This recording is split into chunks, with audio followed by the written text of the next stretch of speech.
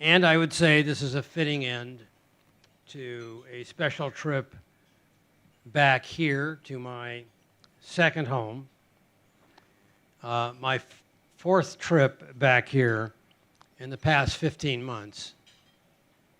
Please tell that to Regina Ip. The point I tried to make in the piece in the FT, and then I'll underscore with you today, is that the Hong Kong of old is not the Hong Kong of today, and especially not the Hong Kong of tomorrow. The title of my article was intended to be a wake-up call, not just for you in Hong Kong, but for others with an interest in this city to come to grips with that realization. Your pride in the past is admirable, almost inspirational. But pride is not prescriptive, nor is it a substitute for a critical assessment of what the past, Hong Kong's past, implies for the future.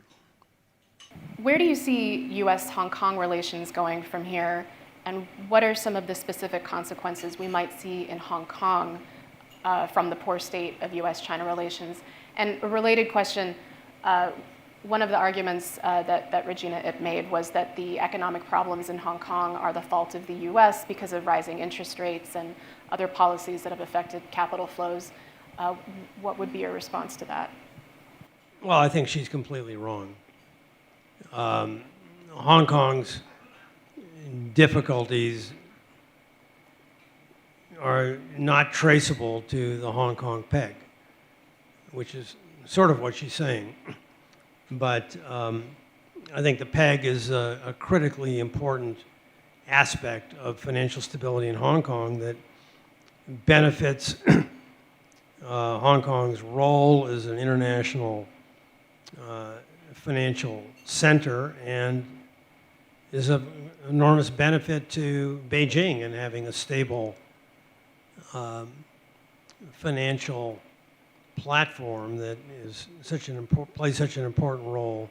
Maybe Hong Kong makes the top 10 of issues they worry about, especially if there is, quote, trouble here, but it's not in the top 5, that's for sure. You mentioned this as well. The national security law imposed by Beijing and the recently enacted Article 23 legislation have raised serious concerns about Hong Kong's political autonomy.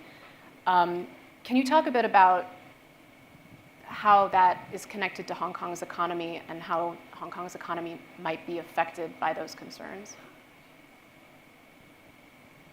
I think it has less to do with the performance of the economy and more to do with this desire to speak to Hong Kong's extraordinary historical resilience.